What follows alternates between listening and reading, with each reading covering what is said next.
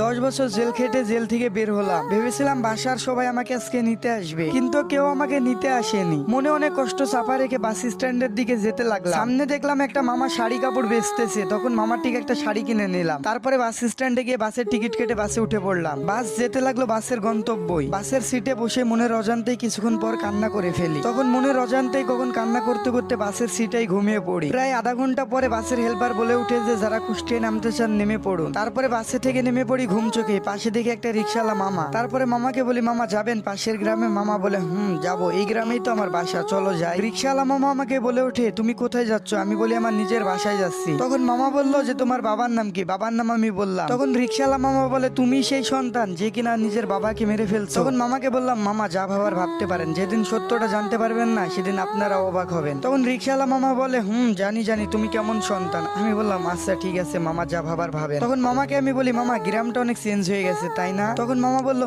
তা তো হবে। আমি বললাম, মামা বাসার সামনে নামাই দেন। মামা বললো ঠিক আছে। তারপরে মামা কিছুক্ষণ পরে আমারে বললো, এখানেই নামো। তখন আমি বললাম, মামা কোথায় নামাই দিচ্ছে? তখন রিক্সাওয়ালা মামা বললো, ওই যে সামনের বাসাটা দেখছো না, ওটাই তোমার বাসা। আমি বললাম, আচ্ছা ঠিক আছে মামা, এই নেন আপনার ভাড়া। নিজের বাসাটাকেও আমি চিনতে পারছি না, কারণ 10 বছর আগে দেখে গিয়েছিলাম কি আর এখন দেখতেছি কি। এখন দেখতেছি বাসাটা পুরো পাল্টে গেছে। বাসার কলিং বেল চাপা মাত্রই দেখি যে মা আমার দরজা খুলে দিল। মা বলে উঠলো, খুনিটা আমার বাসায় এসেছে কেন? কেউ ওকে বেরিয়ে যেতে বল। মা তুমি বিশ্বাস করো, আমি বাবাকে কখনোই হত্যা করিনি। তুই যদি আমার কখনো সামনে আসিস তাহলে আমার মরা মুখটা দেখতে পাবি। এমন কথা বলিও না মা, আজ অন্তত পক্ষে একবার তোমার এই সন্তানকে বুকে জড়িয়ে নাও। তোর স্থান কোথাও নেই আর তোর স্থান কোথাও হবেও না। আকাশ এই খুনিটাকে এখনই বাসায় থেকে বের করে দে। আচ্ছা ঠিক আছে মা, আমি দেখতেছি। তখন হাসান উঠে বলল, ভাইয়া ভাইয়া বিশ্বাস করো, আমি আব্বুকে কখনোই হত্যা করিনি। আকাশ উঠে বলল, তুই বাবার নাম মুখে নিবি না, তোর মতো সন্তান যেন কোনো বাবা মায়ের ঘরে জন্ম না নেয়। তখন হাসান বলে উঠলো, ভাইয়া তুমিও আমাকে বিশ্বাস করতেছো না? তুমিও আমাকে এই কথা বলতেছো?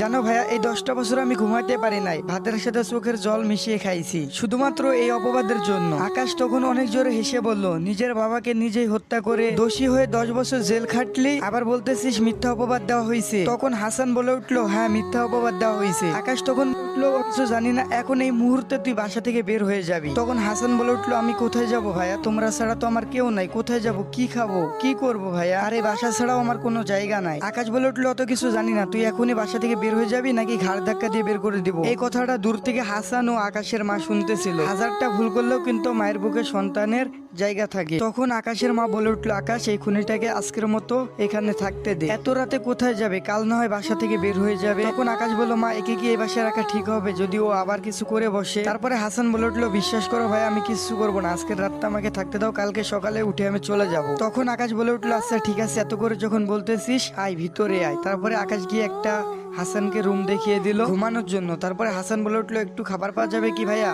অনেক ক্ষুধা পাইছি। তখন আকাশ বলে উঠলো, তোর এই বাসাতে খাবার খাওয়া হারাম, যদি আরেকটা কথা বলিস তাহলে তোর ঘাড় ধাক্কা দিয়ে বাসা থেকে এখনই বের করে দেবো। তখন হাসান বলে উঠলো, আচ্ছা ভাইয়া খাবার লাগবে না, ঘুমাই। ঠিক রাত 3টা বাজে একটা চিৎকারের শব্দ হয়ে উঠলো। বলে উঠলো, বাঁচাও বাঁচাও, প্লিজ কেউ আমাকে বাঁচাও, প্লিজ প্লিজ কেউ আমাকে বাঁচাও। এমন শব্দ শুনে সবাই বাইরে এসে দেখে হাসান কাজের মেয়ের আয়েশার ব্লাউজের ফিতা খোলা। এমন দেখে আকাশের পায়ের রক্ত মাথায় উঠে গেল। তখন আকাশ বলে উঠলো, কি হয়েছে আয়েশা, তুমি এত কান্নাকাটি করতেছো, কি ব্যাপার? তখন আয়েশা বলে উঠলো, স্যার আমাকে প্লিজ বাঁচান, আপনার ভাই আমার সাথে শারীরিক সম্পর্ক করতে চাইছে, কিন্তু আমি রাজি না থাকায় আপনার ভাই আমার সাথে জোরাজুরি করতে চাইছে। তখন হাসান বলে উঠলো, এই মেয়ে তুমি এত মিথ্যা কথা বলতেছো কেন? তুমি তো আমার রুমে এসে কান্নাকাটি করতেছো। আর বলে উঠলো, তুমি আমাকে ফাঁসাইতে চাইতেছো। তখন আকাশ বলে উঠলো, হাসান একদম চুপ করে থাক, নাহলে তোরে কিন্তু একবারে অবস্থা খারাপ করে ফেলবো। আয়েশা কেমন মেয়ে আর কতটা ভালো মেয়ে সবাই জানে, ওর মতো মেয়েই হয় না গ্রামের মধ্যে, আর তুই কেমন এটা গ্রামের সবাই জানে। আর ঠিক তখনই হাসানের মা আর আকাশের মা ওইখানে চলে আসে। তারপরে বলে, আকাশ কি হয়েছে আর আয়েশা তুই কান্না করতেছিস কেন? তখন হাসান বলে উঠলো, খালা আমি আপনাদের বাসায় আর কাজ করবো না, আপনার ছোট ছেলে আমাকে ধর্ষণ করতে চাইছিল। তখন আকাশের মা বলে উঠলো, আয়েশা তুই এসব কি বলতেছিস? তখন আকাশ বলে উঠলো, হ্যাঁ মা, ও যা বলতেছে সব সত্যি বলতেছে, আমি বুঝে গেছি মা। হাসান কি চায়? হাসান চায় আমাদের এই সমাজে মান সম্মান সব ধুলোয় মিশে যায়। তারপরে হাসানের মা আর কিছু জানতে না চেয়ে হাসানের কাছে এসে 2 গালে থাপ্পড় দিয়ে গাল দুটোকে একেবারে লাল করে ফেলে এবং হাসানের চোখ দিয়ে পানি বেরিয়ে আসে। তারপরে বলে উঠে, তোর মতো কুলাঙ্গার সন্তান এই পেটে ধরে ধরছিলাম, বিশ্বাস হচ্ছে না। নিজের বাবাকে তো 10 বছর আগে একেবারে খেয়ে ফেলেছিস, এখন আবার আরেকজনকে খাইতে চাইছিস, আর কতজনকে খাবি? তখন হাসান বলে উঠলো, বিশ্বাস করো মা, তোমার কসম, আমাকে এখানে ফাঁসানো হচ্ছে। তখন হাসানের মা বলে উঠলো, ওই মুখে আমার নাম নিবি না, আর